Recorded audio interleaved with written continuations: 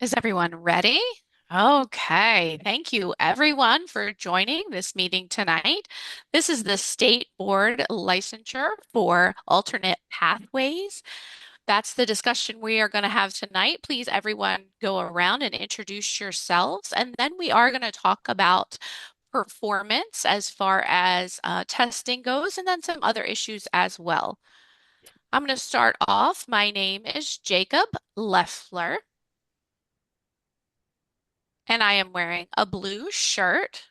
I'm a male. I have glasses on. I have dirty blonde hair, short sleeve shirt. Background, I have an art piece on the wall.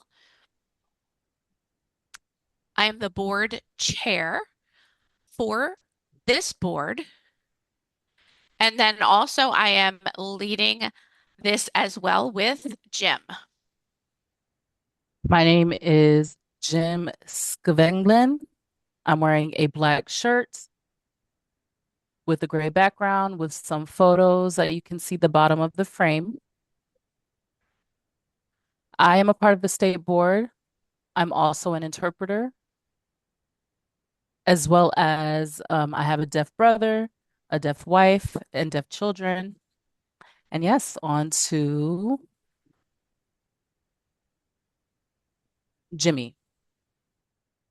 Hello, my name is Jimmy Beldon.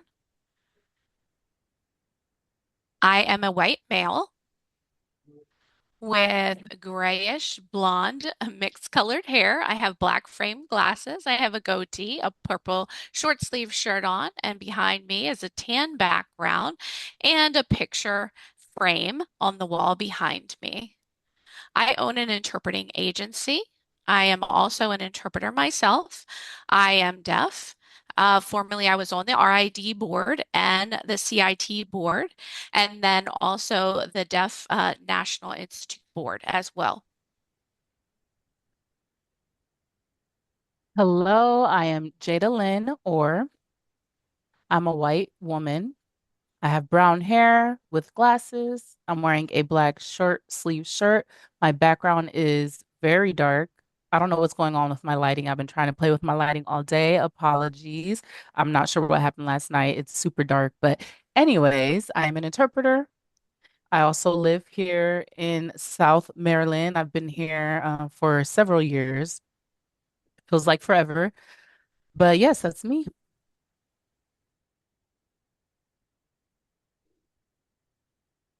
Hello, everyone. I am Thomas Horges.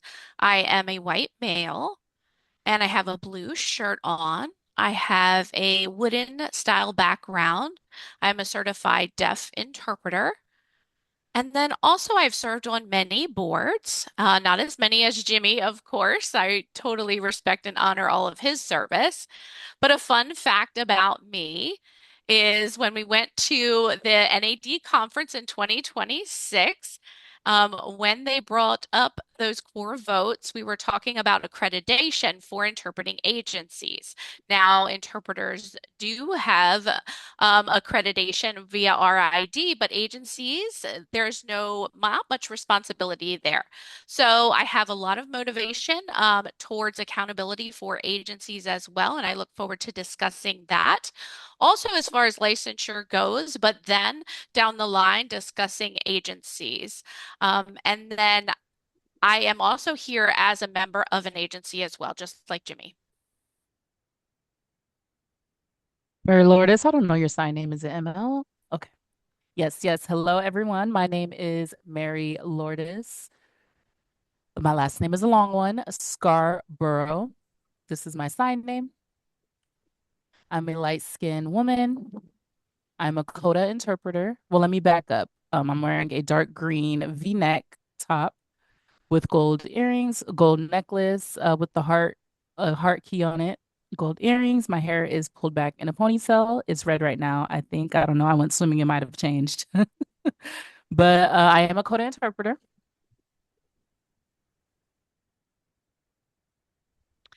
Hello, I am Jerry Surmeth, and I am a female. I am Caucasian. I have blonde curly hair, brown glasses, and a brown top on. My background is basically a kitchen. It's quite noisy. My background is visually noisy. I'm I am representing Frederick Community College and the various programs that are offered, and I am deaf as well. Thank you, Sarah. Hello, I am Sarah Yates. I am a white woman. I have short hair with glasses. I'm wearing a t-shirt with a blue background. I am a coda. I guess me and Mary Lotus, you're a younger coda for that representation. I am an older coda. I'm representing the older group. I've been interpreting for, love you, interpreting for over 30 years. I am certified. Thank you.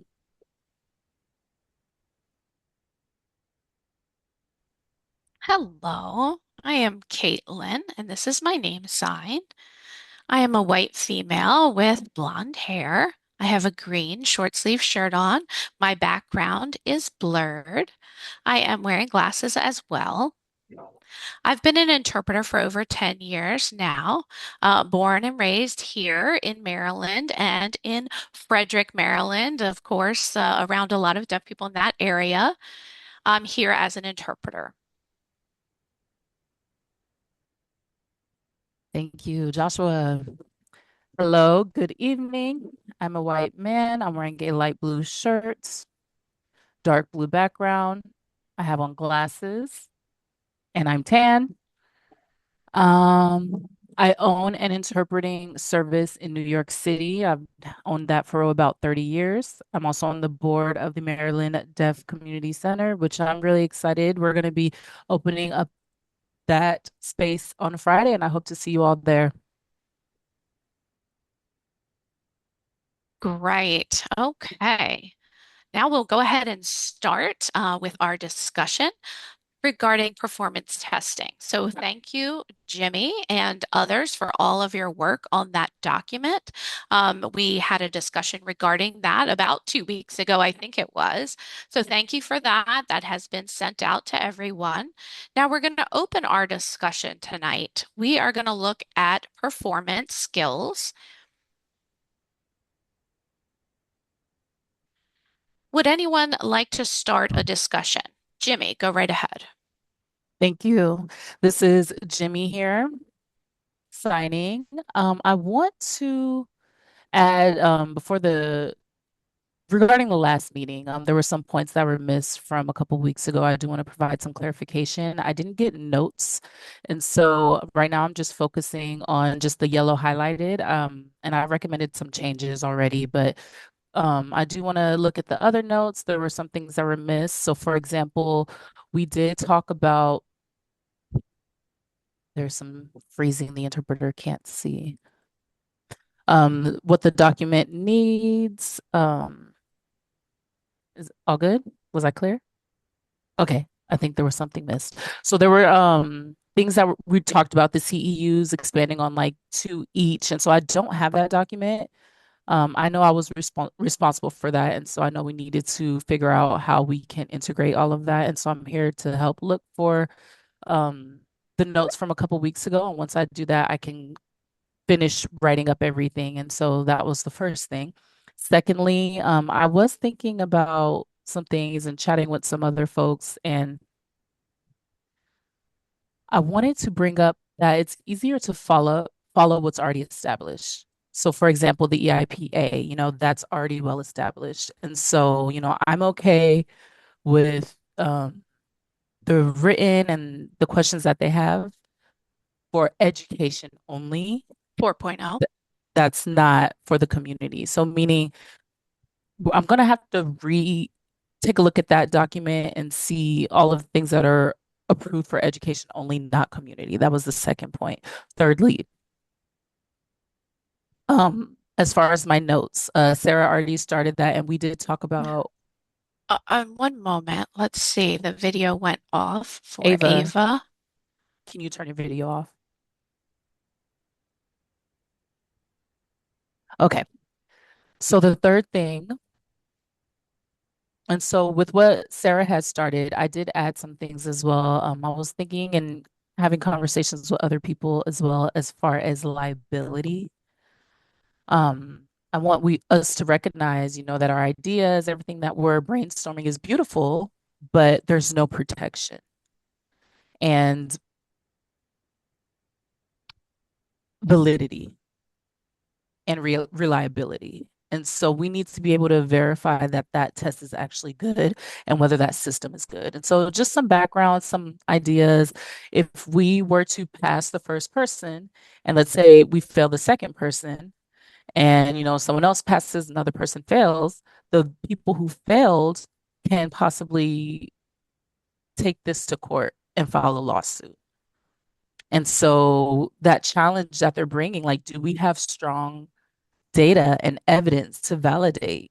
Is there any scientific or research data to protect us, to ensure that everything is ideal, everything is protected, so that when we get sworn to court, that it's not an issue? And I think that's something that we need to make aware. If we're going to do a screening, if it's going to be a home video, if we're going to be training raters with all of that in mind, I strongly recommend that DHH talks with the appropriate people on a state level to make sure that the ideas that we're bringing are protected and can actually stand if anyone were to call us to court for a challenge. And so credibility of our process is really important. I don't want us to say like, oh, yep, this is it. But then, I just want to make sure that our ideas are also recognizing this. And this is Jacob. I do want to clarify one thing. When we are developing the regs, that has been complete and the board has approved that, but the lawyer will be reviewing all of those regs to make sure we meet proper requirements. The board has the authority as well to review those. So the lawyer will review. Jimmy signing again. Thank you. And you're right. I am aware that it goes through a process, but I also want everyone else to be aware because let's say, if we don't include one of the things, what is our next step? And so I recommend like possibly just letting K through 12 EIPA be the only one that is established, and then we can figure out as far as the state funding, all of that, how we can formalize this process, for other options other than just like having a portfolio or a resume and being like, oh, okay, I'm uncomfortable with that. Like just letting people go in and like allowing them to continue, unless we can suggest, if someone were to pass, giving them possibly temporary 2 years to allow them to work and to meet all of the standards that are required, then I'm okay with that if it's temporary. But if we were to just let them in instead of like having full certification, that's something I'm uncomfortable with. I've seen several hands. Let's see.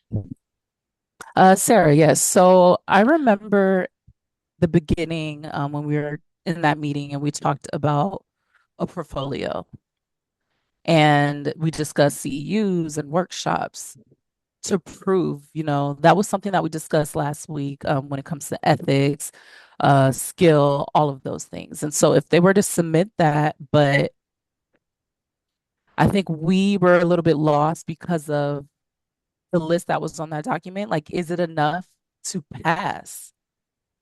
And so I agree with you. Like, I am concerned as well about the legal concerns when it comes to testing and coming up with a test. Like, where do we get the test from? Where do we get the video from? And so, yeah, I definitely understand. Oh, and then I do want to go back and add, as far as the EIPA, I did add the draft EIPA 4.0, and so the board did discuss that, and they had a very lengthy discussion whether or not they wanted to pass or not, and I saw that the EIPA 4.0 back in the day was recognized as a certificate for RID, and so I do understand your concern. However, I think that we can submit that and let the board decide because at the end of the day, it's their decision. We can submit all three, and the board could possibly reject all three, and that could be a possibility. So, thank you. This is Jacob. Okay, go ahead, Thomas. All right, this is Thomas. I appreciate Jimmy giving us that emphasized warning, honestly. We definitely want to have validity and we want to make sure that things can stand up in court. We don't want to waste, long periods of time and years in those types of processes. We want to keep everything measurable and to scale. We want to keep it objective as well. As far as minimal skill and standards and things like that, having that EIPA 4.0, I think that is a good thing to set up at this point. So I just want to share one idea as far as RID and their alternative plan. It does require experience. It requires various credits as well. It requires college credits. One course equals one experience credit. And then also interpreting within the community. I think it's 15 or 30 hours of interpreting or several years, I believe. How many years of professional experience, something like that. I mean, professional interpreting experience is what they're looking for. But what is considered? Is it church interpreting? Is it actual community interpreting? So those are some things that I would like to get clarification on. And would we utilize that? And then CEUs. It says 8 CEUs. So I think that might need to be increased a bit as far as the alternative pathway goes. Oftentimes, this generation can't afford 4 years of education, and it's just limiting many students from, various reasons and the like. So we want to support those opportunities for them becoming an interpreter, making CEUs more affordable for them to be able to gain those CEUs and get the skills that they need. Basically, having a system in place that we can insert maybe more than 8 CEUs, honestly, and then college credit. I don't want to force that. It could be just community interpreting experience or X number of hours of professional interpreting experiences. And this is what I'm talking about the criteria. And this is Sarah. Now that I remember back then, I think it was the first or second meeting where we talked about RID, alternative pathways, and it sounded great. Mary Lourdes, you talked about how you went through the alternative pathways, but you also had to take your performance exam. And so, like, yes, there is the list for alternative pathways where you can meet the requirements, but you still have to meet the requirements. And this is before you actually take the performance exam. And so I do remember that is something that we talked about. And it's a great place to start, but I'm just concerned that it's not going to be enough. And, I love the idea, how we're able to use that and go along with the process, Mary Lourdes. I don't know if you have feedback or thoughts about that. And this is Jacob. I saw Ursula come up. So this is Ursula DeBerry, and this is my name sign. I'm a black deaf female. I have my hair pulled back. I have a black shirt on and a black background. I do want to respond to some of the concerns about suits and litigation. Now, the Board of Sign Language Interpreters, the SBSLI, we do have that in place, and the OAH, the Office of Administrations. So we do have that as well. And then we have the AAG. So that is our Assistant General Counsel, Attorney General, our Assistant Attorney General. So we do have that, and we are processing that via our office.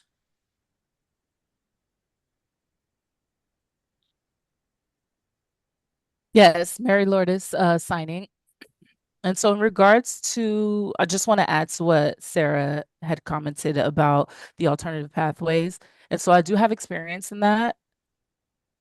The process is you have to have that completed before the performance. As far as, taking the exam, like you're not required to have the degree, but I did end up graduating from the community college. Um, and so I had about 60 units, not 20, but it was enough for me to proceed with the process. And so RID's AP, like for example, let's say you have 1 year full-time interpreting, that equates to about 15 credits, give or take. And so when you go to take the performance exam, you need about 120. So imagine like a bachelor's degree. And so let's say you're working with an agency, you're going to workshops, getting CEUs, volunteering, all of that. That is how you're able to meet those requirements and take the performance exam. So, Thomas, go ahead. Yes, this is Thomas. I wanted to wrap up my comment. If we're thinking about setting up criteria that aligns with the alternative pathway, instead of the performance, maybe we just allow them to meet the EIPA 4.0 in lieu of the performance for RID. The IPA is a little bit more affordable, so I just wanted to share that. Out here again, huh? Jimmy, go right ahead. J Jimmy speaking, yes. What? Oh, Yeah, someone's it's speaking. out here Sorry. I want to again. make sure There's been everyone a is on picture mute. on this one. Sharon Lister, can you mute yourself? Okay. So, Jimmy here. Okay, Jimmy here. Thank you. I understand what you were saying, and Mary Lourdes about the degree. And so we're talking about the performance competency, and that's a different beast. That's a different animal. Yes, we can, look at that for entry as far as criteria, but the EIPA is broken into two parts. They have the ASL or signed English PSE. And so you can do both. And so if someone who is specialized in PSC, like they were to go in and have a client that is using ASL, they're not going to understand them. And so that makes me nervous. That makes me nervous. I'd rather EIPA be focused on just education related. I'm perfectly fine with that. We still need to figure out the performance part for those who are unable to, get a bachelor's degree or their certification for whatever reason. And so I appreciate Ursula saying, that they are going to go through these steps. I wasn't aware of that, but it did make me nervous. And so, I feel like they would ultimately deny it if we don't have the right criteria. And so I think as far as EIPA, that's focused mainly on education to actually borrow that and apply it to community for access level. I think that's something to talk about. This is Jacob. I want to clarify what Jimmy was just stating. So, as far as this task force goes, the board approves um, what has been recommended. If it doesn't get approved, it'll go back to the task force for more Okay, okay, discussion. that's fine. Okay, I'm okay with that. Yeah, So, we have yes, time. it's really important for us to, of course, protect the process, and the board then will agree upon that as well. So, if then we do hear back that it is declined, we would come back to the table and have a deeper discussion. Jimmy here. So just to summarize what you said, well, thank you for the clarification. My point was not necessarily like, okay, let's just transition to the EIPA Performance 4.0 to entrance for community. I'm against that. I just want to be clear about that. Yes, go ahead, Caitlin. This is Caitlin. I strongly agree with what Jimmy was stating. I don't have any experience with the EIPA, But I do know that Jalen had mentioned it as well, and she convinced me during the board meeting. I actually learned a lot about the EIPA, but I didn't feel that it was satisfactory criteria for the work of the profession.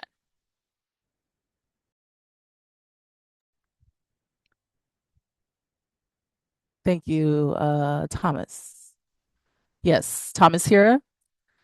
And so I didn't want to say we wanted to borrow RID's alternative pathways, but just as far as the form, and providing the different ways and the different options, like, for example, college credit or a mixture of college credit and community interpreting, and a mixture of different things to meet the credit criteria. And so I think we could provide that opportunity to see like how many interpreters meet that, plus CEUs, plus college credits, or whatever the case may be, plus um the PI. And so I just want to make EIPA. EIPA. And so I just want to make sure that all of that is satisfactory when it comes to the licensing. Jacob, this is Jacob here. I want to clarify we are focusing on performance at this point. We already talked about the knowledge exam. We agreed that they would need to pass the written knowledge exam. So we've already agreed to that.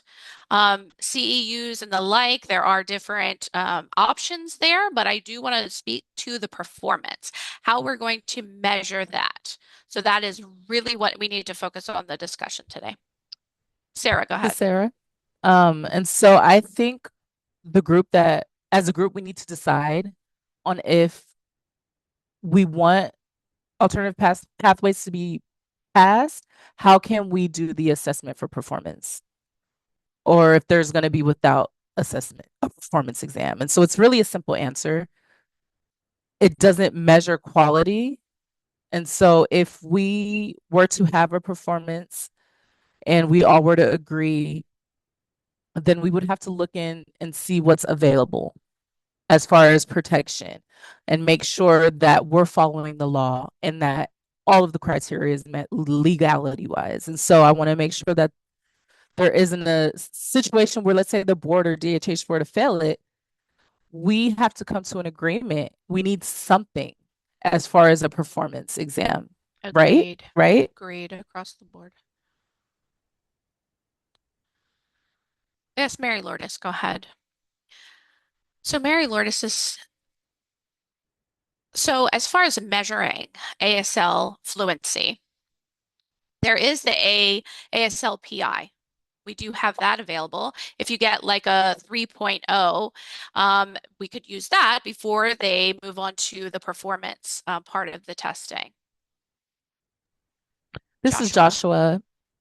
go ahead. And so I'm thinking back on the Raiders. Like, what is the decision as far as the state? How can we proceed with that? And also, honestly, as far as the EIPA and CASLE, I feel like they're different. And so we should just leave that at that. I don't think it's necessarily valid. It's not a valid exam for community as far as RID standards. And so we need to just separate that and just focus on the Raiders. We can borrow some things from them, but how can we assess someone's signing skill and their interpreting skills?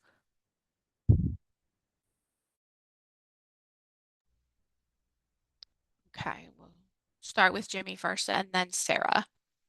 So this is Jimmy. Thank you, Mary Lourdes, for that. That really is a great idea, honestly.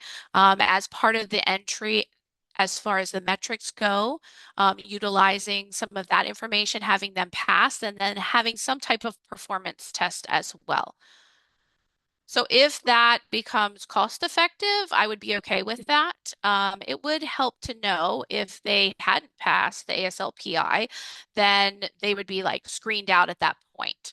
So that might be a good option, but as far as cost goes, I think it's under 100 for the ASLPI. So I think that's maybe more affordable. And then they might know before they moved on to more of a performance test. Thank you, Sarah. Jimmy, you mentioned the ASLPI. Can you explain that to me? I don't know if we talked. Wait, what? What? Yeah, I Oh, Jerry. believe Oh, Jerry okay, knows about for sure. that. Fine. So maybe we can talk about that via email. But just as far as like deaf teachers are required to take the ASLPI. So do you mind explaining that? Just how we would use that in an interpreting measurement versus, you know what I mean? So This is Jimmy. I'm happy to share. I was a former rater for ASLPI, and it is all a live interview and it's recorded and it's a live conversation. And then there are three raters that have criteria and various goals that they rate on, and it's all related to ASL skills. And it's nothing related to interpreting, it's just about receptive and also all the various skills for using ASL and signing and non-manual markers and expressions and the like. So we have all of that. ASLPI does have an example of what that looks like what a 2.0 looks like, a 3.0 and a 4.0. So it's really nice to have that type of test. So then they could take that and they could know how close they are to maybe possibly an entry level or getting to that 3.5 or 4.0 to be able to be skilled to move forward then to the RID performance test. So it's all about their ASL skills. I think it makes sense what Mary Lourdes was stating, and I'm okay with that. Mary Lourdes, I do want to expand on that a little bit as well. So ASL sign language proficiency interview? Yes? Okay. Correct interview. So for example, when I was in my ITP, I took an ASL class, and then in order to get into the interpreting program at that time, you needed a 2.0 on the ASLPI minimum. And so it's really just that ASL proficiency before I was able to get into the interpreting program. Thank you for that, Sarah's stating. Jacob said thank you. Okay, Thomas, did you have your hand raised? Thomas here. I think I want to reinforce that ASLPI is more so about proficiency, not necessarily interpreting performance. And so ASLPI isn't necessarily about that. And so Jimmy made a good point saying that ASLPI should be one of the screening processes in order to move on to the performance. But I think that, as far as validity and all of that, it's more so just like a check mark of, okay, did I meet these before I can move on to this? And so yes, it's based off of Objective.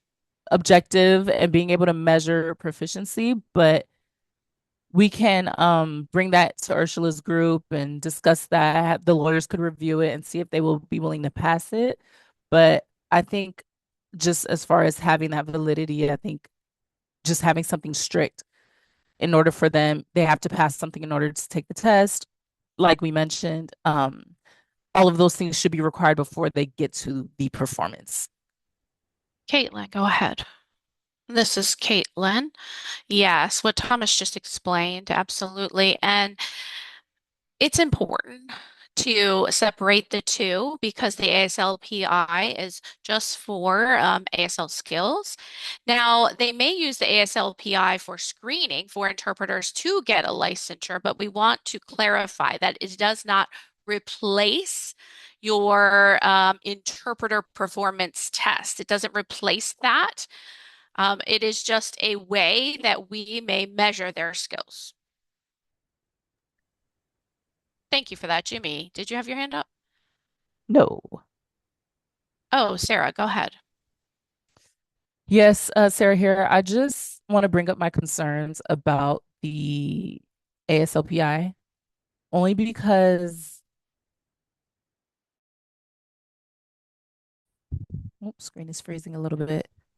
So It I'm, is it is more about signing and not about interpreting. This is Thomas here. Okay. Sarah, do you see me? Okay. So, Sarah, I think if ASLPI honestly can be a part of the process, not the only process, but it's just a screening process to get to that point. So, I think it would be helpful.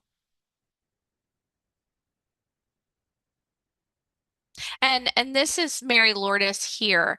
Let's see. We would have a limited number of raters. So we want to avoid people, who aren't yet qualified trying to go ahead and move forward. So if we have that screening process in place, I think that might be beneficial. Maybe not required, but maybe someone who already has 15 years of experience and has a 4.0 on their EIPA, maybe they can move forward and take the performance and not go through all of the screening processes like the college credit and the ASLPI and things like that. Jada yes, Jada Lynn signing. I do like that idea. Um, Not having the EIP instead of the exam, but adding the ASLPI as a part of the requirements. I think you mentioned before, RID had a performance Alternative or pathway. alternative pathway, and so I did go through that for certification, and so I think altogether it was required that I had 120 and like having the ASLPI included in that, maybe to meet that 120, I think I like that idea. And I think that I don't know if necessarily people would be willing, but I think it's great to have that added. Jimmy, go ahead. Okay, this is Jimmy. All right, so I wanted to ask Mary Lourdes, you went to CCBC. So as far as your ASLPI, what was your core score at that time? Mary Lord is here. I graduated in 2019. It was required to have a 2.0 in order to enter the interpreting program. And once I graduated, once you get your associate's degree, you have to have 2 plus, meaning a 2.5. Is it still that way? I'm not sure. I don't know if Gallaudet, theirs is Yeah, a higher. I think they require like a 3.5. 3 or something. Okay, yeah. 3.5. This is Jimmy. Okay, so possibly. Oh, I'm sorry. This is Jimmy here again. So as far as a 4.0, I believe that that should be required for interpreters. I'm not sure, honestly. In the past, I used to coordinate for the ASLPI when I was a professor in Minnesota. Now, the entry level was a 3.0 and a graduation level was a 3.5. So if we needed to make a decision on a number per se, if it's a 3.5 or a 4.0, we could utilize that as a measurement for entry into the performance test. So that would be one of the entry requirements. Whatever that score may be, we would have to make that decision on the score. I could maybe write up a proposal. I could do some investigation and research on that, kind of based on various colleges and what they require, maybe a 2.5 to a 3.5 or something of the like, just those minimum entry level requirements. So I can do a little research on that. Jacob, yes, I know that as far as the FSC, does that require ASLPI, Jerry? This is Jerry. No, it doesn't require that. We have our own ASL placement tests. So we have our own screenings and then we have our own curriculum as well. We have our own intuition test as well. So we have 3 interviews to get into the interpreting program. So it is quite different. Thank you. Okay, any more to add to the discussion? So we touched on the performance. We talked about last time with the Raiders and possibly having 3 Raiders and video and all that. So do you want to proceed with that or are we dropping that?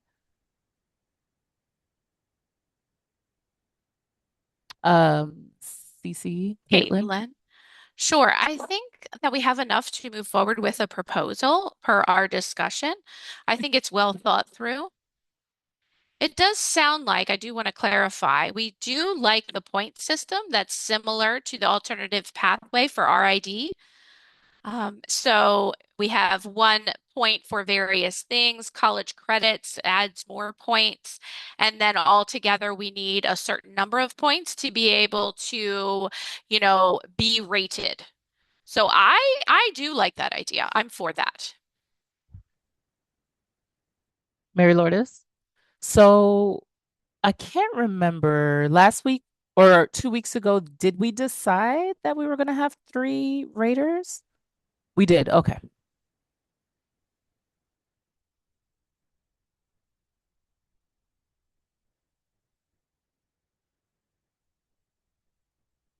This is Sarah. We decided we wanted a performance testing. Um, we did that in, I thought instead of rating. So are you all agreeing that? So I was doing some research from before, but are we agreeing to find a performance test? And if so, then we can discuss raters of that performance test. Jimmy, from my understanding, what we talked about a couple weeks ago, we agreed on the criteria, and what like the test would look like, have submitting a video, all of that, having three, four, five evaluators or raters, and training them, so that they can have that skill when they're observing. I'm comfortable of submitting that to the board and allowing the board to look over that, proposing it to them, and from what Ursula was saying. And so if they were to reject it and it will come back to us, then we would have to reserve an opportunity to have that conversation on what the other options would be. Like what would be the multiple parts as far as the interpreter skill. And Yes. so I'm comfortable with what we already put down for that. I think we need to clean it up a little bit. I can send that out to you all next week with I call it the prerequisites in order to take the performance exam. And so I'm going to look at the RID AP and what that looks like, take some ideas, and then I'll bring it back to you all to look at. And then we could have this conversation again next meeting if we feel like it's important enough. Yes, go ahead, Sarah. This is Sarah. So this afternoon, we emailed feedback to the group and discussed three or four raters. And I do recommend an odd number of raters. I think it should be three or five. And then deaf raters as well. If we have three deaf raters, then that would mean I think Jimmy did propose that, having the majority being deaf raters for each group and category. So if we had five raters that do utilize sign, we would need three of those to be deaf. But will we have enough deaf raters? So I just want to put that out there for a discussion. If we're having just three raters, it's going to be two deaf and one ASL user. Jimmy, go ahead. Jimmy signing. Thank you, Sarah, for bringing that up. I did throw out five, a random number, but I think three is reasonable, and having two deaf, one hearing. I do remember, like Mary Lourdes was saying, screening out. And so I'm hoping that we won't have a big group that will be planning on taking the test, like maybe several that are like a must. Obviously, there's some people that aren't going to supposed to be there in the first place, and so we had to filter that out. And then, we'll have different reasons, whether that's, budget or not having access to college or whatever the case may be, not being able to take the test, whatever the case. And so then we can move on to that process. And so I'm comfortable with having three raters. I think that's fine. I don't think that there's going to be a huge line out the door. And so it probably won't be as much. And so if I were to take just like a guess, like maybe three in 5 years, we'll probably have like maybe like 10 per year. That could be a possibility, but just thinking. This is Jacob. I think we'll have more educational interpreters because many of them in the state have not utilized RID testing. Many do have EIPA. So yes, you're right. This is Jimmy signing again. You're right. Jacob, there are a lot of educational interpreters who will be making that shift. And I split that up into two, like EIPA, which we're going to put that aside, let them handle for anything educational related. I'm focusing more on community. And so just building that community could include medical, possibly courts, just daily life interviews, jobs, presenters, like public appearances, stuff like that. And so EIPA, that's a big group, which is fine, but once again, it would just be a checklist. As far as the raters, they're going to be going through EIPA and meeting their requirements for a 4.0, which is cool. Get them out the way, but that's what I'm thinking. This is Jacob, if you don't mind. As far as legal, medical, and the like, I was doing some research as far as the court. It does require an RID certification to work in the courts. So they would not be able to work in the court system at all. It would be all other Okay. settings, though. Okay, that's fine. Thank you. Yeah, Sarah, go ahead. Yeah, I was gonna say the same thing. Like you're obviously gonna have your specialty, whether that's medical or you can even say EIPA 4.0 with you could say EIPA 4.0 with maybe 5 years of interpreting experience or something. Maybe you can add like the years of experience for something like that, like EIPA 4.0 and 5 years, or if you worked in the community, because I know there are several educational interpreters who are really good performance wise, but they only have their EIPA. And so, or some, if they don't have their EIPA, like they're still a good interpreter. And so, if some were to take the EIPA 4.0, maybe we can add years of experience to go with that. If you want to work in community and you have your EIPA plus a certain amount of years, I don't know if you all agree on that. Thoughts? Let's see. I saw Caitlin raise her hand first. Is that related to what Sarah was saying? Yes. So it's related to Sarah and Jimmy, what they were saying. I definitely agree. Having the prerequisites will definitely help, control and filter out those who are actually ready to take the screening. Um, and for having the raters being trained and having that experience already and thorough and the criteria, I think all of that is definitely helpful. I think it's time to like set up the paperwork, get everything documented. And so I feel satisfied with that.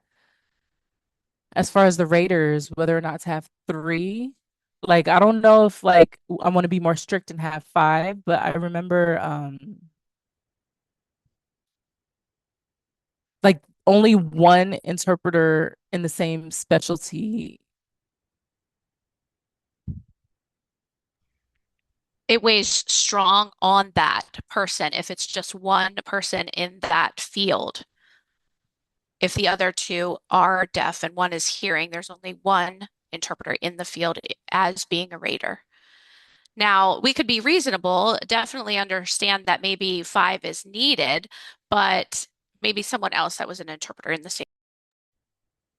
I have a question in regards to the raters. So let's say we were to have five, and three were deaf.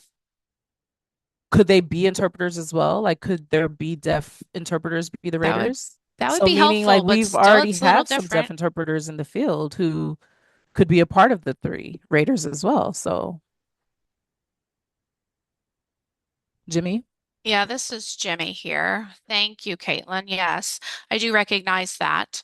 And sometimes, yeah, it's a hit or miss, honestly. There could be two that are interpreters and one that is a deaf interpreter. Possibly that could happen. Now, I do remember in the past we did recommend three, so two deaf and one hearing, and then two deaf and one hearing, or we had two hearing and one deaf. So that is how it is currently written.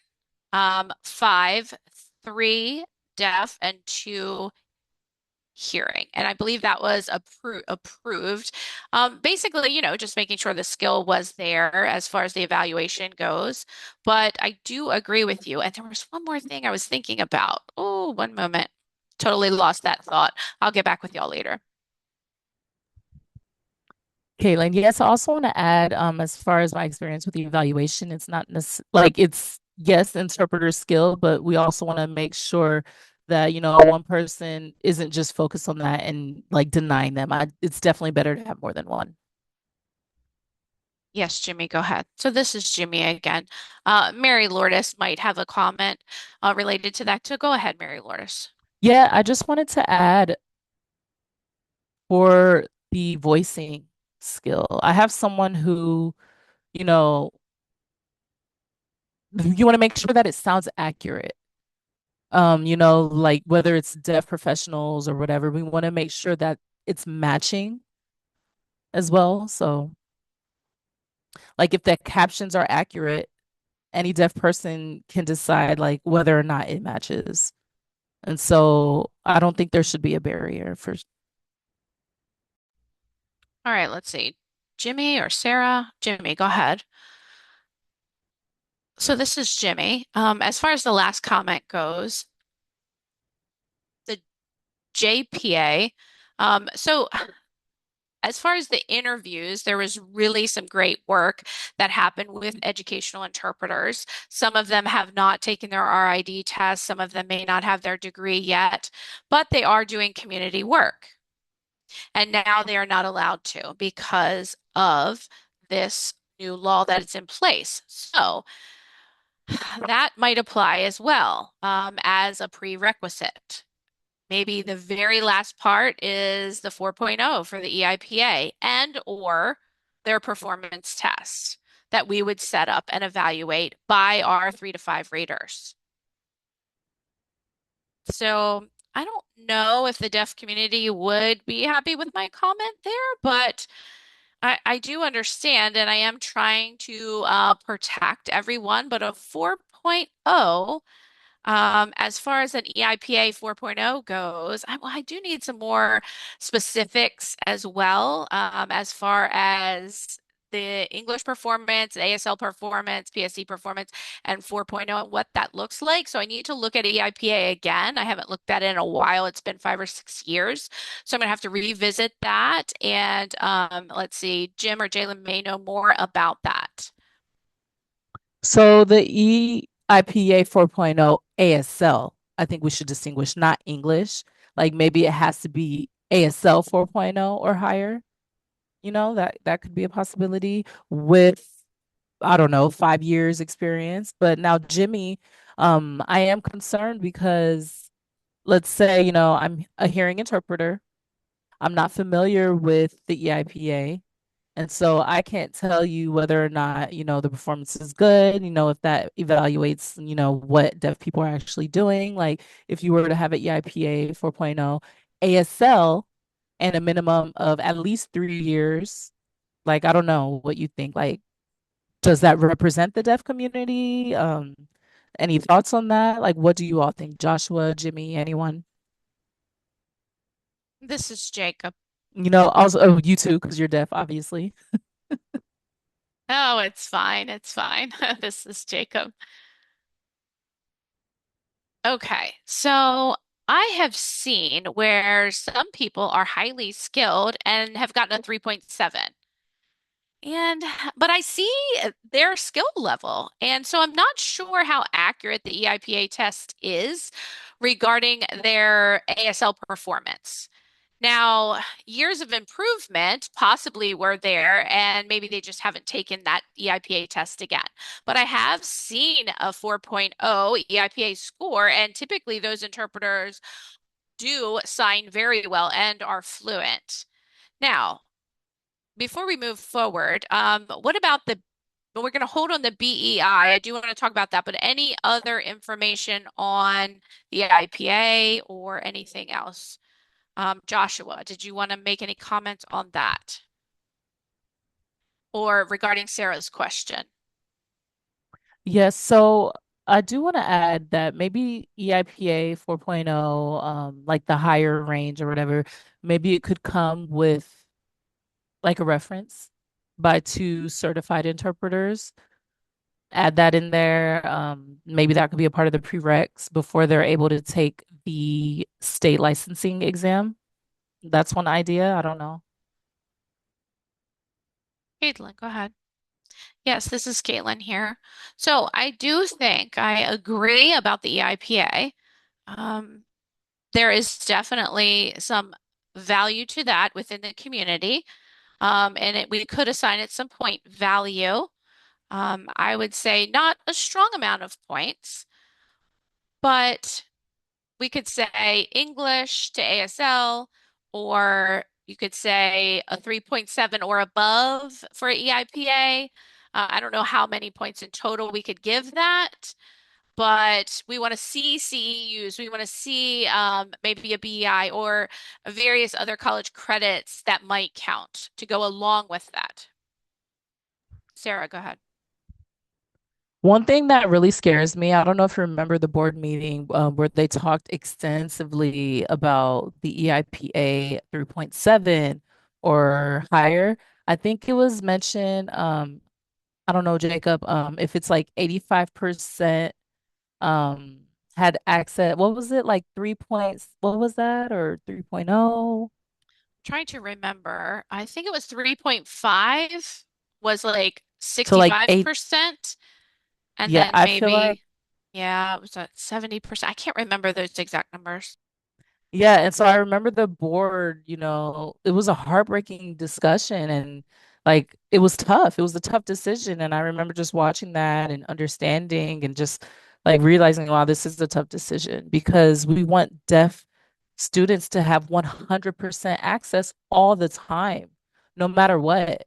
And so that was a conversation that they were having, and they were just like, well, it's better than having no interpreter because there's not enough interpreters or just accepting 3.7. And so it's very sticky. It's sticky. And as a coda, like I, have deaf heart and I'm just it's a tough decision. It is. And I like the idea, of saying like EIPA 4.0 and other qualifications, like whatever it is that you all think, it needs to be, like more years, CEUs, something.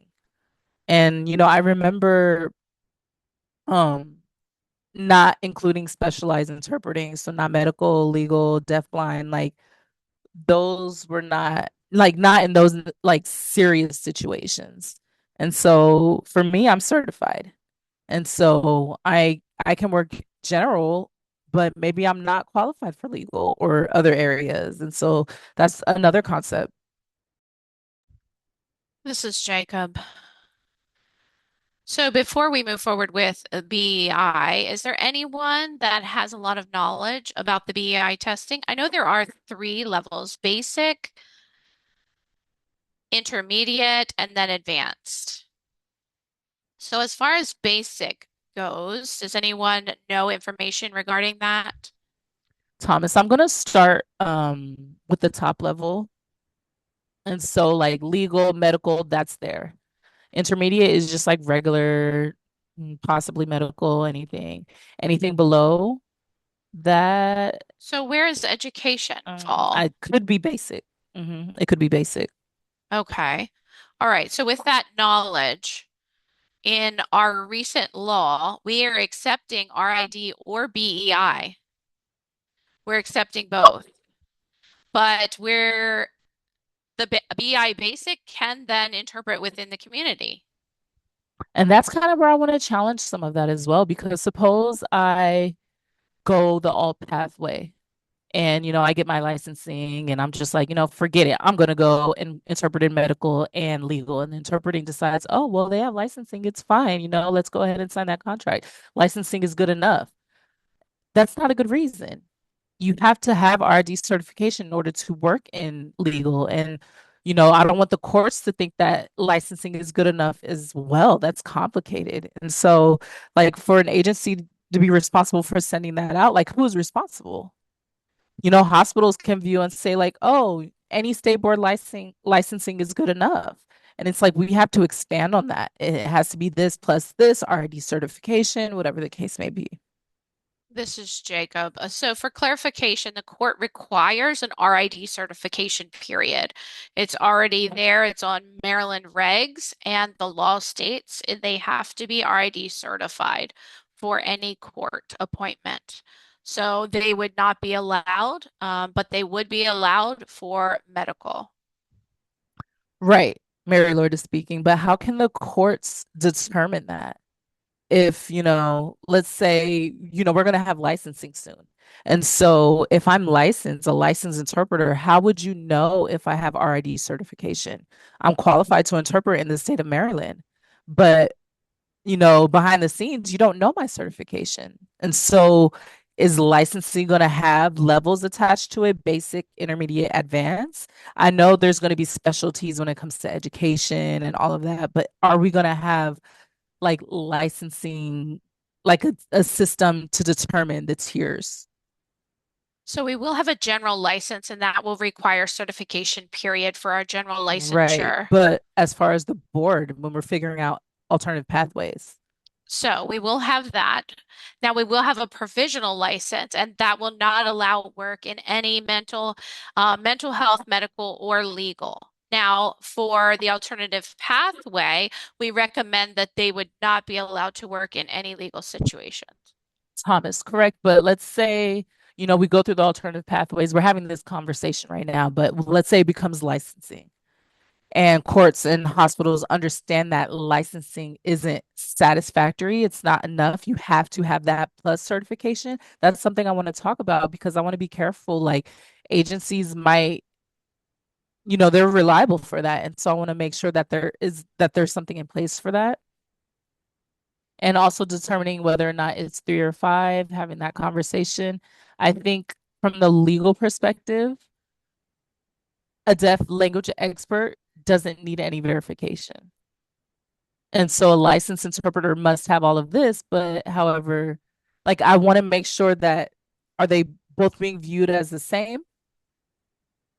You know, did the licensing professional go through certification, all of that, or is a deaf language professional just an expert? And we hire them to teach at ITP, but they might not be qualified, or what is the other term? Or 4.0. So again, ASL proficiency doesn't necessarily mean you're knowledgeable in the interpreting field.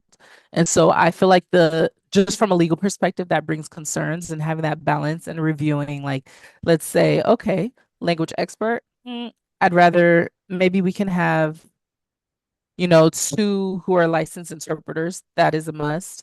And then a language expert could be fine. Are we going to determine that majority are deaf? Then it's like, okay, so one has to be a licensed deaf interpreter, one has to be hearing, like language expert. Maybe that could be the option. Jim, go right ahead. So this is Jim. Thomas, you bring up some really good points regarding this. As far as the system that we have today and the state regs, those are set in place, and it's basically a pass or fail, licensure or not. And that's what we currently have. So we do have to look at these specialties, and we have to do that kind of down the line. Legally, we need to follow what we have in place now. And just like Jacob had mentioned, the state of Maryland, as far as interpreting in court, you have to be certified no matter what. It is their rule, it's a court rule. As far as medical goes, it's quite interesting. Um,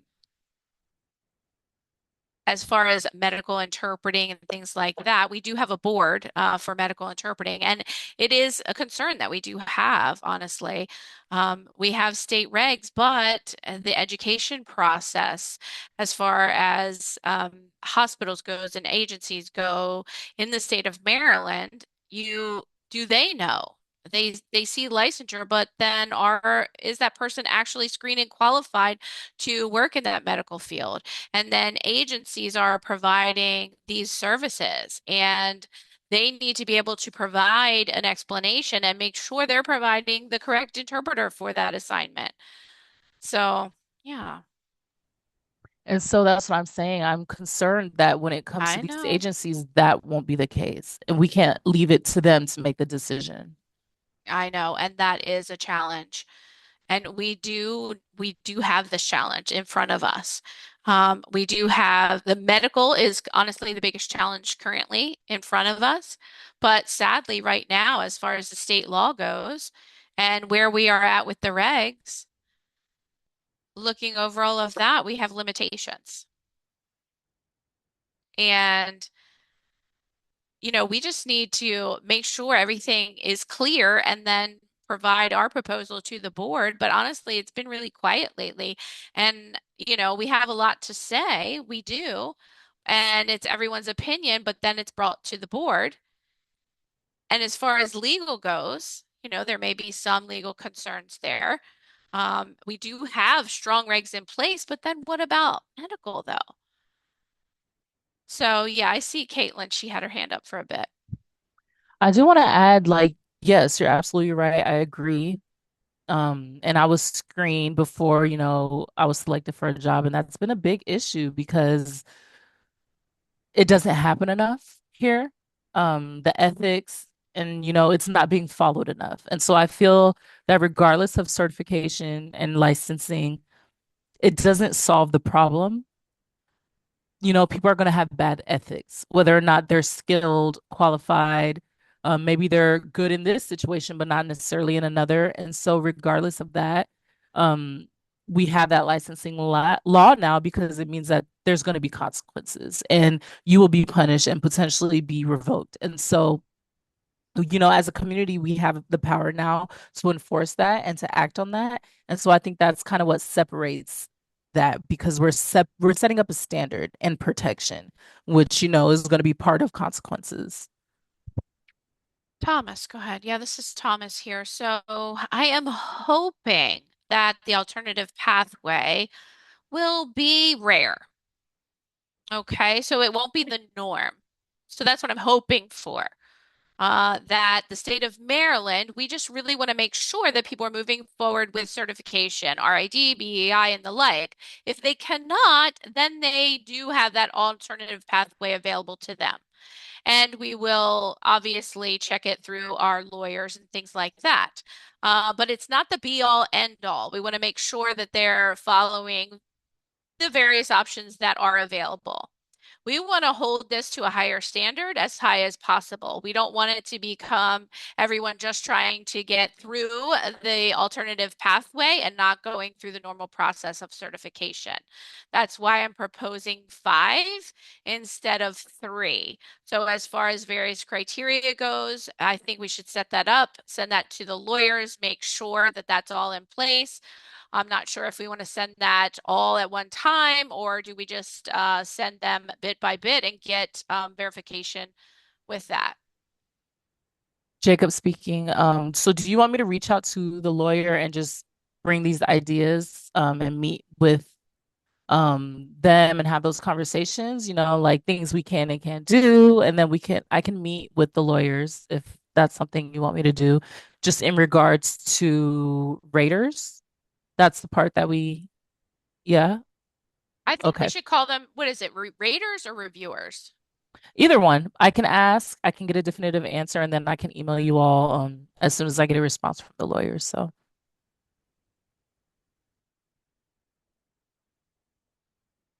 You want to have Jimmy? I think Sarah and Jimmy raised your hands at the same time, so whoever or Jim. No, Jimmy and Sarah, you guys go ahead and go first. All right, this is Jimmy here. So I do recognize some Jacob's comments recently. We do want to make sure that the interpreting process is aligned, and we want to make sure we all are on the same page. Now, as far as the group of raters, 2 things would be required. The majority would be deaf, and the majority would be licensed as well.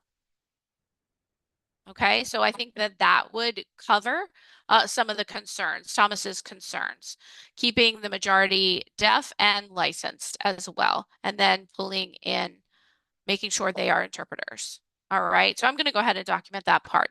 And then secondly, for BEI, I think we'll leave that as is because they've already passed. Now I'm looking at Texas and their system. It's very clear. They utilize basic for only K through 12. So if we are allowing them to work in the community, we should have checked with the AG on that. It's a bit of a conflict, possibly as far as the definition goes from BEI, and now we're allowing them to work in the community at that basic level. So those are the comments that I did want to make there. Thomas, Thomas, did are you? you? I did want to add to what Jimmy was saying. I didn't see that anywhere about the requirement of licensing. Are you saying you want to add that?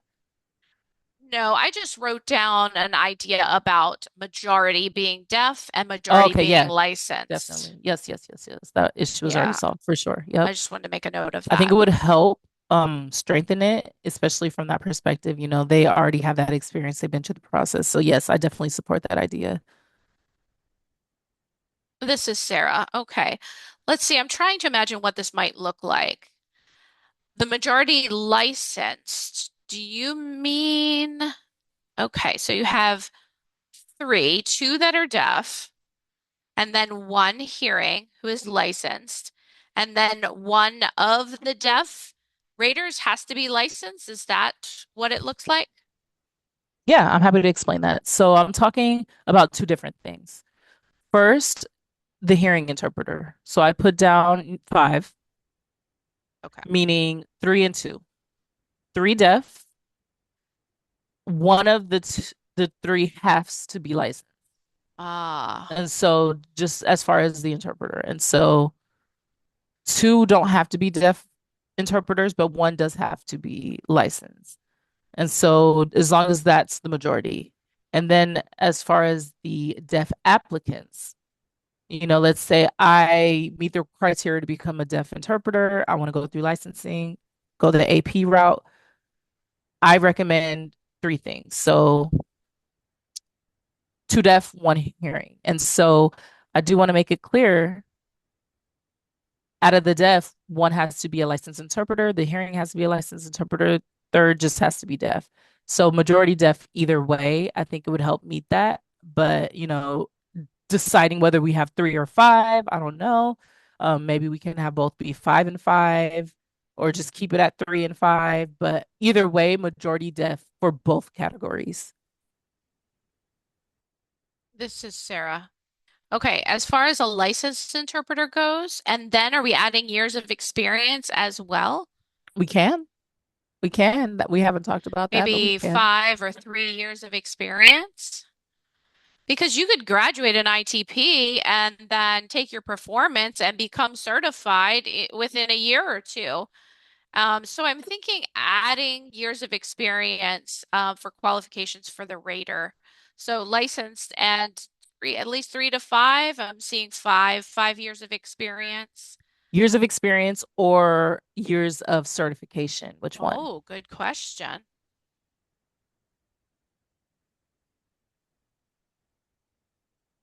Yeah. That's a good question. Yeah, this is Jimmy signing. All right. So as far as the deaf raters that aren't licensed, maybe they need to have been teaching ASL for at least 5 years or teaching. And then any other licensed rater has to be like 5 years certified. So then I believe that should equal out like 5 years on both sides. And then, of course, should be proficient. Are you guys good with that? Okay. Yep, yep, yep.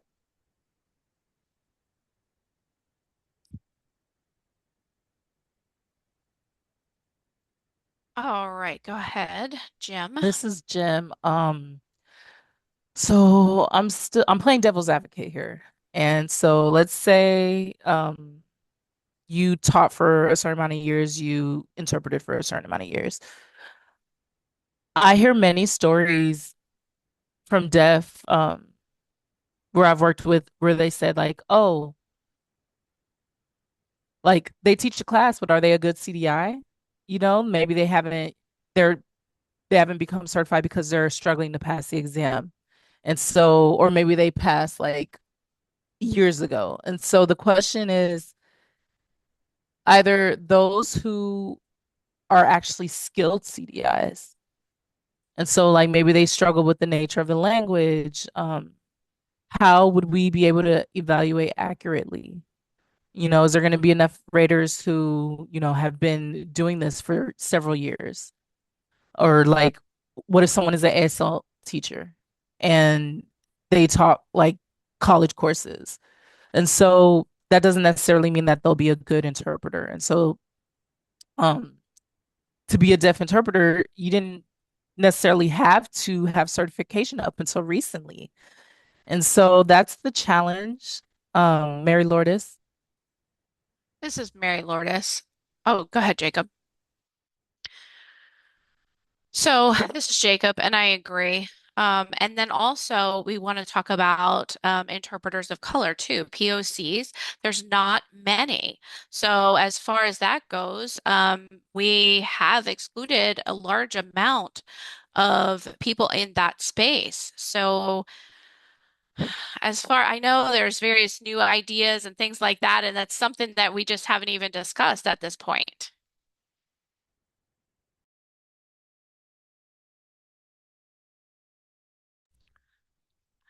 So, as far as license and In the state, certification, you got it.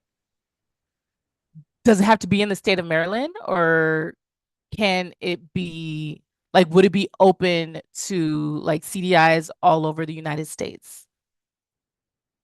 And also, when we're talking about raters needing the 5 years certified, I think that's great. But does that include, majority deaf, majority licensed or certified? Like, I feel like that would vary, especially if it's like male interpreters, BIPOC. And so majority might be hard to find, but I think we also have to include other demographics as well. This is Jacob. I did want to add to that. Yeah, we want to definitely include demographics and geography as well. Geographically, we want to, it could be from not just Baltimore, but all over. And we want to include that and their perspective.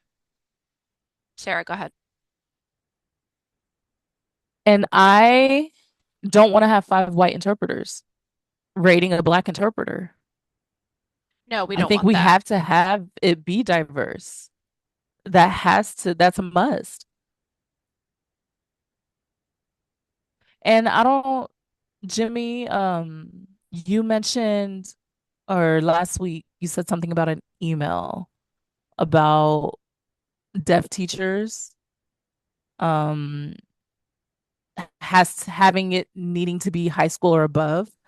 You can't be, teaching at a church or just an ASL teacher. Like, I think it has to be an ASL professor, grade level high school or above. I think that is something to consider as well.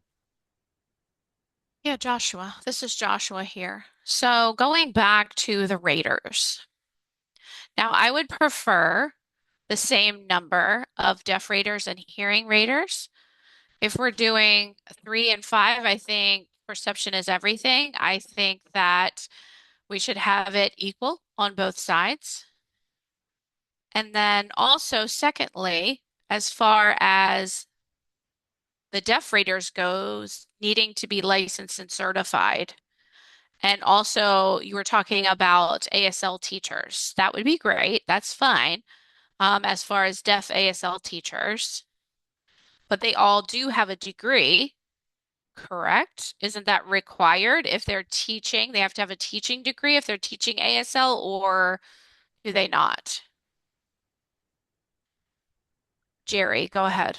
Jerry, yes. So most all have to have a degree, yes, a bachelor's degree in order to work in high school or whatever the case. And so it's not necessarily required that you have an ASL degree. And so maybe someone who barely signs, who hasn't signed for a long time, could be placed. Maybe they're deaf, yes, but they live in a hearing world and they have a degree. And now they want to become a teacher, but they barely sign.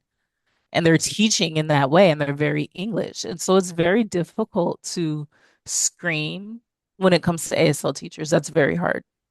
We need that Or 4.0, Jimmy said. yeah, 4.0 will solve that. Yep. Okay. Yeah, this is Sarah here. Yes, absolutely.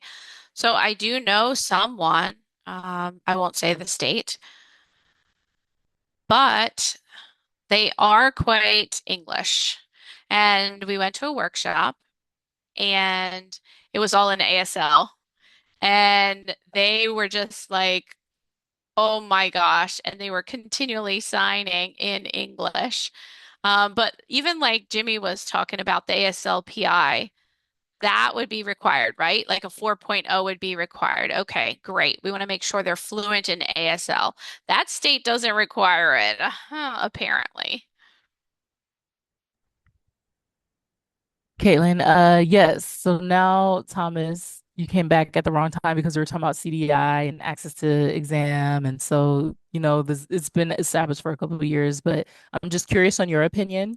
If we were to require, let's say, five raters, um, majority must have licensing and they must be deaf. So does that mean, it's going to be difficult to find a CDI? Like because certification wasn't established up until recently and it was paused for a long time. And so to maybe we could add like, oh, 5 years experience, maybe you're a teacher, whatever the case may be, but does that mean we're not going to establish more restrictions? Like what would that look like? This is Thomas here. So I'm thinking if we say a CDI must be in the DMV area, I think there will be plenty of CDIs available. I don't think it would be difficult to get five for the DMV area. Now, again, I do want to emphasize, really honestly, the alternative pathway needs to be unique. We want to push everyone towards official certification, because we want to keep that level high. We want to keep it at that certification level. So that's why I'm in support of five. I'm in support of at least three being licensed interpreters, with the majority being deaf. So that would be at least two must be certified deaf interpreters, and then hearing certified interpreters, and then two others. Or we can figure out that formula, but I think, as far as the DMV area goes, I don't think it would be tough. I appreciate you acknowledging the history of being late to the game as far as deaf interpreters go. But we finally, even within RID in their recent conference and that moratorium on the CDI licensure, and then releasing the hearing test, we're still very far behind. So I appreciate that. Jimmy, and so I was thinking, we're having a good conversation. I've been taking a lot of notes. I have a lot of thoughts, but something did come up. I don't know if you all remember the history of RID. But they did have the degree requirement from the beginning. And so I think they amended it and they ended up changing it, saying that, oh, instead of BA, let's do associate's degree. And so if you were to have your 2 year associates, then that you can go and take the exam. And so then eventually they were like, oh, now we're going to require all. So just thoughts, something I want to keep in mind. With the deaf population as well, there is a scarcity. And so I think when it comes to the diversity aspect of it as well, there's also a scarcity. And so I do want to acknowledge both. And so I want to make a suggestion. Maybe for now, 2 year minimum experience for both groups, all 5 years,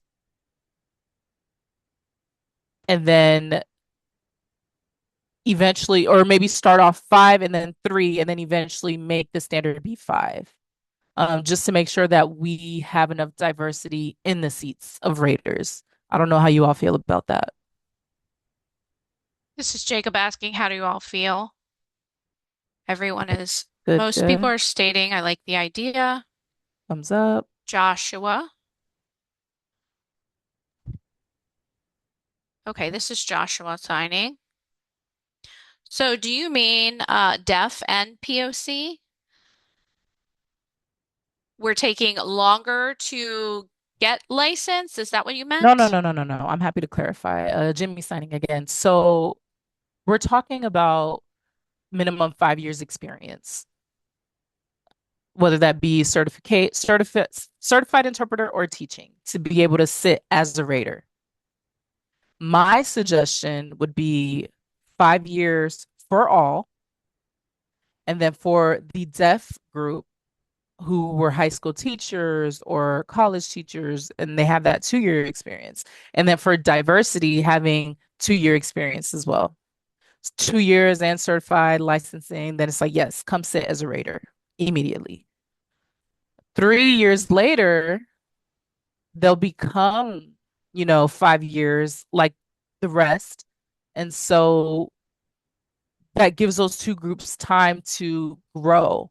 And hopefully, in the next 5 years, we'll already have more licensing, more background in interpreting, or if they worked as a high school teacher or whatever the case, just giving them the opportunity to catch up. Yeah, Joshua, go ahead. This is Joshua. So I guess the point is we need to be really careful about separating deaf POC because of the time frame. Now, today, we've already had many years to try to balance things out. Um, so we're talking about 3 or 5 raters. I think that we should keep it aligned as far as raters go than having less of. Now, in the past, it was deaf interpreters only, and then giving them 2 more years. And then, the hearing interpreters were then about 4 years ahead at that point. So I wanted to clarify what Josh was saying. Are you talking about 2 years each for Jimmy, both? no. So for hearing who are not members of diversity, start at 5 years. Now, for deaf and diverse, 2 year minimum. And then That's clear. in 3 years, they're able to catch up and have that 5 year minimum. And that could be the standard. And we can call it equitable, giving an opportunity for them to catch up and increase their experience. And I think that's reasonable. And that, is us actively supporting those groups. This is Caitlin. Jimmy, I'm happy with your proposal. I believe that is definitely a solution. I was concerned about the raters. I just didn't want people to go ahead and get a rating, but then there weren't enough raters. But I think that it is just really important that we promote diversity and we want to make sure that we're avoiding issues and concerns. And I think that solution really resolves it. Thomas, yes, and I agree. I am in support of that. I think we need to justify on a legal perspective as to why. Because a lot of CDIs are white. There are so many hearing interpreters who are white women that those numbers are astronomical. And so we need that justification. And I'm hoping that we can have something reasonable because there's going to be pushback, especially today with the climate that we're in right now. And so I think we have to consider how we're able to justify it, basically explaining like it's representation. The numbers aren't there. The groups, the representation of these certain groups are not there. And so I think, we have to recognize that as a community. This is Jacob. Thank you. Okay, I think we can go ahead and wrap up with that for now. We are at 9 o'clock, but I believe Jim did mention Jalen did want to mention something. Yes, so I think we talked about this, but something that was said, for those who have worked like 30, 40 years, that doesn't necessarily mean they're qualified. And so I'm thinking more like, what if we were to have a clause where we add limitations? Like, oh, well, that's something we could talk about in a couple weeks, but I think there are a lot of interpreters who are close to retirement as well. And so, will they be willing to take that exam? I doubt that. And that's something that we'll have to just accept, understand. But I think just giving that opportunity to set up limitations, for those who I don't think it hurts personally, but it's something that it's up to the group, obviously, but something I wanted to throw out there. This is Jacob. Thank you so much for that, bringing that up. Now, a concern that I do have and a consideration from the board's perspective is that how do we make sure that maybe they're not accepting new clients? There is more responsibility on the board or ODHH in that sense. How do we decide? They may say, oh, it's okay. You can go ahead and, interpret for me. And we don't want that to occur. Yes, so they already have a response for the system for those who are out of state. Um, and so we can add a mail clause or we can add like, oh, we're going to work with these certain types of people. And I think they would agree with that justification. That's an option. It's not perfect, but something. Yeah, Mary Lourdes, go ahead. This is Mary Lourdes here. So, having the grandfather clause, I think the honestly, the best path would be the alternative pathway for that. Making sure, they either have the credit of NIC or the state is requiring licensure. So they would either need the NIC or they would have to accept the alternative pathway to be able to be licensed in Maryland. Yeah, and I understand what you're saying, and I'm trying to think about different avenues, but I think I'm going to table that for the next in 2 weeks. Yes, so the word screening sounds less scary than exam. That's true. And so maybe screening, a lot of interpreters have worked many years. And so saying like, oh, you have to pass the Maryland screening or exam, or assessment, whatever the term may be, I think might be better to use screening. Many interpreters in the state are, really good and they have a lot of experience, a lot of quotas. Some are not quotas, but they've been working for many years. And honestly, they don't really care about RID. They don't really care about certification. They're still working, whether it's for the federal agency working for the state. And so there's, a lot of people are still working in the state of Maryland. And so if you want to work in Maryland, like thankfully, we have a board, um, DHH, who are supporting and adding the possibility to add the SP or the alternative pathways. And so I do, want to thank all of your hard work for that, who are willing to participate. All right, Thomas, go ahead. Yes, this is Thomas here. Last comment. Jimmy, you mentioned the history of RID. Now, I do want to mention regarding that. It was founded before the federal law was enacted. So that was when the push was for formal certification. And there was a lot of shift that occurred. It hadn't happened prior to that. And there was like 3 deaf community members, and they would just have to sign a form, and you were in, and you could interpret. And oftentimes, an interpreter would come in, and really, they were there because they had the support of the deaf community. So it was an interesting concept.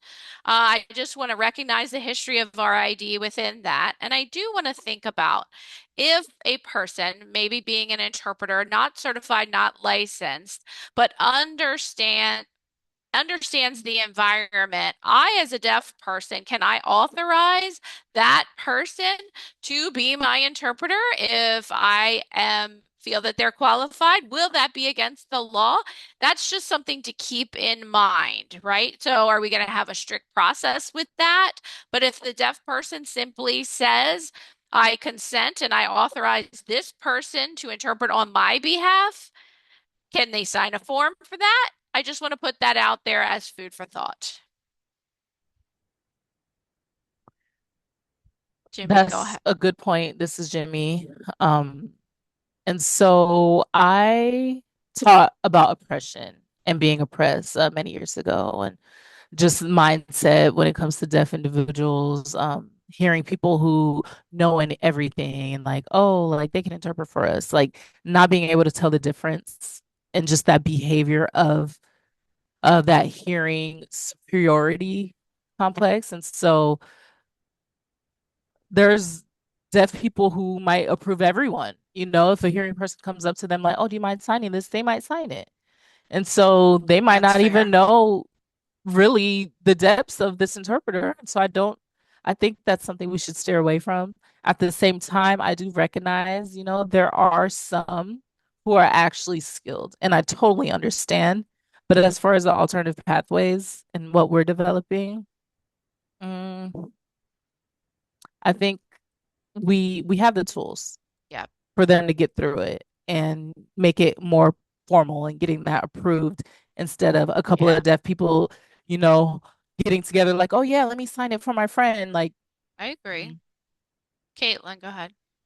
This is Caitlin. Since we started the licensure discussion, I thought there might be a waiver and I thought it might be a good idea.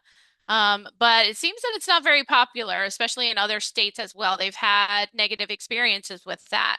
So I don't know if in my heart I have space for that. But if we do have a waiver, and like Jimmy proposed, if one deaf person really likes one interpreter, but everyone else has to bear with them, that could be a problem. And then I think it's possible as well that we can, add it to our discussion, like, what is it? Minimal language skills. Or maybe someone that uses home signs, then they may have the right to choose their interpreter for special circumstances. Just putting it out there. Thomas, yes, recognizing Jimmy's point, I think we want to shift to the understanding that this is a conversation. Like alternative pathways is still very academic based, whereas the cultural competency is what we value. And that is what's missing. And we don't want to reduce that. And so I think we should consider how we raise the cultural aspect of interpreting because interpreters don't necessarily need the language, they need both in order to connect. And so, how do we measure the language and the culture? Right now, we've just been focused on the language aspect, but where is the culture? How do we measure that? And that's something that, is difficult. But I think we have to recognize as deaf people, like we have so many different intersectionalities that we bring, and it's not, on the same level. And so, in order to meet their cultural needs, you have to be aware of all of that. Okay, this is Jimmy here. So I might be comfortable if you wanted to kind of sign off as part of the alternative pathway as a whole. So not just like a bypass, not to get around the alternative pathway, but just to be a part of the criteria of the alternative pathway. And that would be maybe adding points or something like that to that system. Maybe 1 or 2 points to be added for the alternative pathway. And, maybe whoever it may be, they may come together, maybe sign a petition, and maybe depending on how many, it could count for a certain amount of points and that type of a thing. I mean, those are some great ideas, but we don't want them to just skip the entire process and bypass it just because they have a petition. Okay, And Sarah. the point is qualified. I don't think that should be changed. And I understand there's a difference when it comes to like certain needs, but I think it's important to emphasize qualified. That cannot be changed at all, period. And it's sticky. It's sticky. And we want interpreters in Maryland to have a high level of qualification just to protect deaf people. This is Thomas here. Okay, so this is my last comment. Even like quality itself is subjective as well, right? Quality it weighs heavy. It depends on power and authority and who is deciding on that quality. RID has been the one so far. So they're saying these people are qualified, but deaf interpreters were not involved in measuring the quality of those interpreters. So it is a quite a complex word, and love you all. All right, yes. Mic drop on that. Okay, this Okay, is so Jacob. We are wrapping up here. I think we are all tired. It was a great discussion tonight, and we will come together again next week, same time. When is that? August 20, I'm not sure. The second? Oh, September 2nd. So we'll have a meeting then, September 2nd. Jimmy, Sarah, and myself will go ahead and type up these documents and make the edits and then send them all out to you for review. And we might have a better discussion then next week. I'm looking forward to something to be finalized. Thank you all for your hard work. Thank you for all you've done, all the feedback and ideas. If you have any more, just email them to me, and I will talk with Sarah and Jimmy as well. We'll come together and develop this document for proposal. We'll send it out for your review. Thank you again for your hard work. We'll see you in 2 weeks. Wherever you're going, enjoy the rest of your summer and your vacation.